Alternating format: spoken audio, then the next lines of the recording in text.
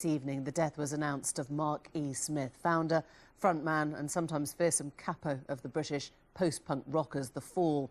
He was 60. Mark E. Smith was one of many stars to be who attended a near-mythical Sex Pistols gig in Manchester in 1976 and decided a career in music was for him.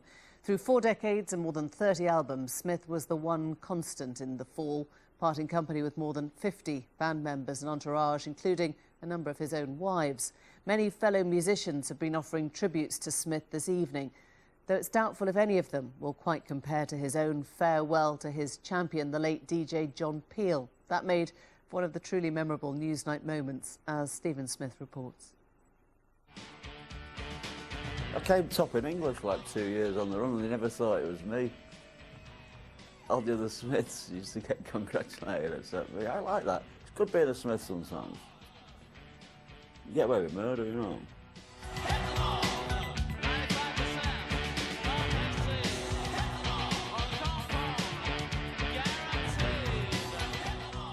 Even by the standards of punk from which The Fall emerged, Mark E. Smith was an unlikely frontman. Just trying to tune. They tuning up, just fucking play it, isn't it? Couldn't play an instrument, couldn't dance, and with a vocal style once described as a unique one-note delivery somewhere between amphetamine-spiked rant and alcohol-addled yarn.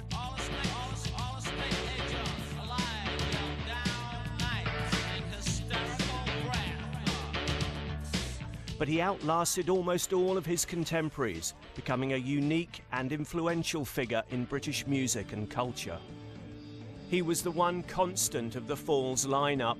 By one estimate, the band got through 66 members in its 4 decades or so. Smith said he was the only man apart from Prince who could recruit talent off the street.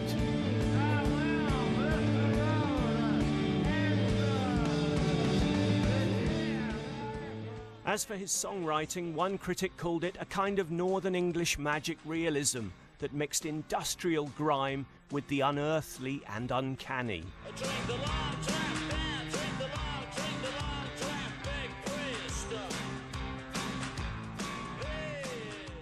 The Fall were championed by the Radio 1 DJ John Peel, so it was inevitable that Newsnight turned to Smith when Peel died in 2004. Mark, he seemed to become obsessed with The Fall. Well, I suppose he became obsessed with lots of people from various points. He just played endlessly and endlessly. It must have been an incredible compliment. What, for The Fall? Yeah. Yeah. Me and John had an agreement, you know, we never were friends or anything like that, you know. This is what I admired about him. He was always objective. People forget that. What did you, I'm interested to know what you thought of his programme, Mark. When you listened to it, presumably you did listen to it a lot. I mean, what did you actually think of him as a broadcaster? Well, I listened to it in like the early 70s when I was a teenager and that. And I heard a lot of Jamaican stuff and German stuff through him, you know. But, you know, we were always like at arm's distance. He seemed to find something for every generation, including The Fall. Okay, am I allowed to speak now? Yeah, go ahead. Yeah, right. Yeah, whatever you say. What, are you the new one? Are you the new DJ?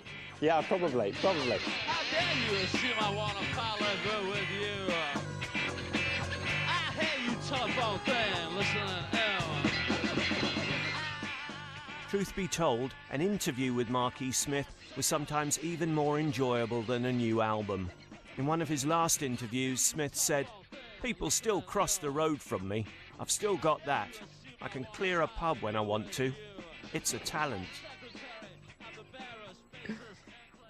That was Steve Smith on Mark E. Smith, and I'm joined now by Tim Burgess from the Charlatans. He was a close friend of Mark, and he's with us on Skype from Cheshire. It's very nice of you to join us.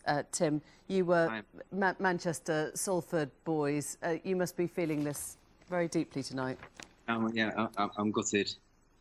So it's a really, you know, it's a really sad night. So. He was such a character, really, wasn't he? I mean, we saw him you know, his best or maybe you think his worst in that Newsnight interview, but he sort of took such pleasure, didn't he, in that, a sort of cantankerousness, in that rebelliousness. Well, yeah, I mean, it was always unpredictable. I mean, I've loved the Fall since I was 15 years old, so I've kind of, they've been there all my life, and Mark's been there all through my life.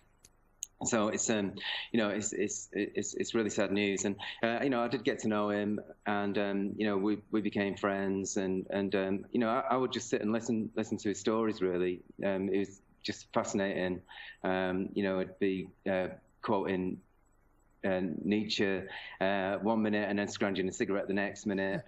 Told me that his favourite artist was Weird Al Yankovic, and he really meant it. He drew on everything, didn't he? I mean, he used a lot of poetry. He was very lyrical, and sci-fi came into his work as well, didn't it? I mean, was there anything he didn't touch? No, I mean, I think every lyric is just pure gold, really. What do you make of that idea? And Steve was, I think, counting up the band members that he'd lost along the way, but he used that amazing phrase that he could recruit from the street. What was that then? Was it a very personal approach, or was it something he spotted in other people? Yeah, well, I think because he's a non-musician, that I think to find a rawness in other people, I think that kind of helps him propel his vision. He was very always in the present. I mean, he kind of always relevant, and I think that's one of the reasons. John Peel described the Fall, didn't he, as always different and always the same. I wonder if you can sort of unpick that for us a bit. How do you hear that? Well, every time I ever spent time with him, he would always ask what my dad did, or what does your dad do? I always obviously told him he worked in a chemical factory, but he always used to find that really important, and I always used to, I wouldn't feel satisfied that I'd had a proper conversation with him unless he asked me that question. Yeah. And I guess in some ways we know he stopped touring, and his death was not completely unexpected. But give us, if you can, your sense of the memory or the phrase or the look that will remain with you from his friendship. Well, I mean, I'll always think of him as a genius, and I can't really say much more than that. I mean, smiling and laughing in the pub. Tim, it's great to speak to you. Thank you so much for joining us on You're very Newsnight. welcome. Good night. Thanks. And that is all we have time for tonight, but I'll be back here again tomorrow. Hope to see you then. Bye-bye.